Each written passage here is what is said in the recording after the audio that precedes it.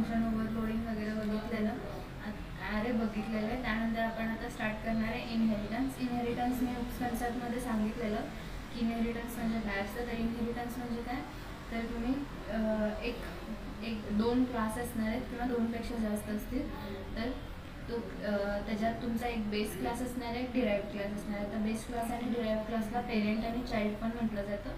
तर एक पेरेंट असणार, एक चाइल्ड क्लास असणार आहे आणि चाइल्ड क्लास पेरेंटकडनं काही प्रॉपर्टीज ॲक्वायर करणार आहे. फॉर एक्झाम्पल म्हटलं तर जसं आपल्या पेरेंट्ससोबत रिलेशन आहे, म्हणजे आपले आईवडील जसे दिसतात तशा बऱ्यापैकी काहीतरी आपले पण फेशियल स्ट्रक्चर असू शकतं किंवा आपल्या सवयी असू शकतात, ज्या आपल्या पेरेंटकडनं आपण थोड्याफारशा अक्वायर करून घेतलेल्या आहे. तसंच इथं काय करणार आहे, एखादा जो पेरेंट क्लास असणार आहे त्यातल्या ज्या काय मेथड्स असतील, जो काय डेटा मेंबर्स असतील, तो आपण चाइल्ड क्लासला अक्वायर करून ॲक्सेस देऊ शकतो चाइल्ड क्लासला. जर चाइल्ड क्लासला सगळ्याच ॲक्वायर करू शकतो किंवा आपण त्याला थोड्याशा कंडिशन, थोडासा जो काही आपला डेटा मेंबर आहे किंवा मेंबर फंक्शन आहे त्यांना आपण प्रोटेक्ट पण करू शकतो. आपण त्याप्रमाणे एक जर चाइल्ड क्लासनी चाइल्ड क्लास आणि डिराइव्ह क्लास दिला, तर त्यातलं तुम्ही चाइल्ड क्लास तुमच्या पेरेंट क्लासमधलं थोड्या किंवा थोड्यापेक्षा जास्त प्रॉपर्टीज अक्वायर करणार आहे आणि प्रोग्रामिंग तुमचं वर्कमध्ये आणणार आहे. आता हे तुम्ही रियुजेबिलिटीसाठी यूज करू शकता किंवा हायरार्चिकल रिलेशनशिपसाठी पण यूज करू शकता. आता इनहेरिटन्समध्ये पण टाईप्स आहेत. इनहेरिटन्स एक तर सिंगल लेवल होतो. इनहेरिटन्स फाईव्ह टाईप्स आहेत. त्याच्यात सिंगल लेवल येतो, मल्टी लेवल येतो, मल्टिपल येतो, हायब्रिड येतो आणि हायरार्चिकल येतो. फर्स्ट ऑफ ऑल आपण बघूया सिंगल इनहेरिटन्स. तर सिंगल इनहेरिटन्समध्ये एकच चाइल्ड असतो आणि एकच पेरेंट असतो. एकच चाइल्ड आणि एकच पॅरेंट असतो. नंतर मल्टी लेवलमध्ये तुमचे क्लासेस भरपूर असू शकतात. तर त्यात कसं असतं, जो पेरेंट आहे एक सिंगल पेरेंट तर असणार आहे, बेस क्लास असणार आहे, त्यानंतर त्याचा चाइल्ड असणार आहे आणि त्या चाइल्डचा पण अजून एक चाइल्ड असणार आहे. असे तुमचे हायरार्चिकल जी काय इनहेरिटन्सची चेन आहे ती कॅरी होणार आहे. ह्याला मल्टी लेवल इनहेरिटन्स म्हणतात. जो मिडलवाला पेरेंट असेल किंवा चाइल्ड असेल तो ड्युअल रोल प्ले करणार आहे. तर तो पेरेंट पण असणार आहे आणि दुसरा तो चाइल्ड पण असणार आहे. फॉर एक्झाम्पल जसं जर तुम्ही असाल, तुमचे वडील असतील आणि तुमचे आजोबा असतील, तर तुमचे वडील आहेत ते तुमच्यासाठी वडिलाप्रमाणे, तर तुमच्या आजोबांसाठी ते एक मुलगा आहे, तर तुमचे वडील दोन रोल प्ले करतात.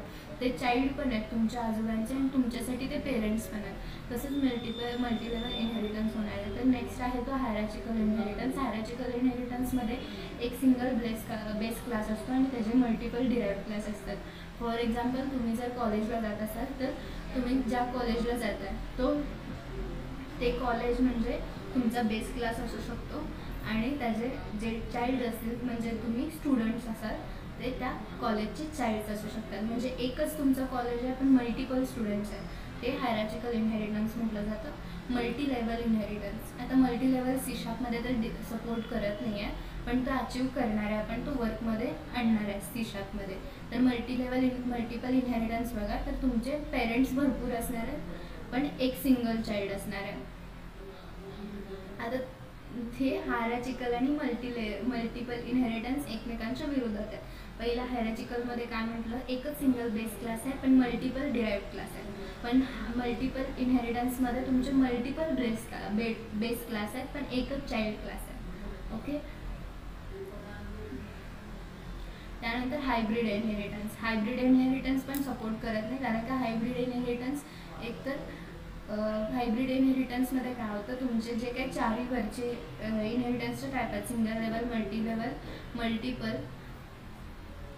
आणि हायरार्चिकल, तर हे चारीमधले एक किंवा एकपेक्षा जास्त जे काही तुमचे एकपेक्षा जास्त असलेले टाईप्स आहेत इनहेरिटन्सचे एकत्र करून आपण हायब्रिड इनहेरिटन्स क्रिएट करतो. हा पण सपोर्ट करणार नाही आहे, कारण कुठेतरी आपल्याला मल्टी लेवल इनहेरिटन्स ह्यात पण इन्क्लूड करायला लागणार आहे. तर हा पण आपण इथं C#मध्ये यूज करणार आहे. मल्टिपल आणि हायब्रिड इनहेरिटन्स C#मध्ये यूज केला जातो विथ द इंटरफेस. ओके, तो आपण पुढे बघणार आहे. तर पहिला एक्झाम्पल आपण सिंगल इनहेरिटन्सचं बघूया. सिंगल लेवल इनहेरिटन्स तर तुमचा एकच पेरेंट आणि एकच चाइल्ड असणार आहे त्याचा.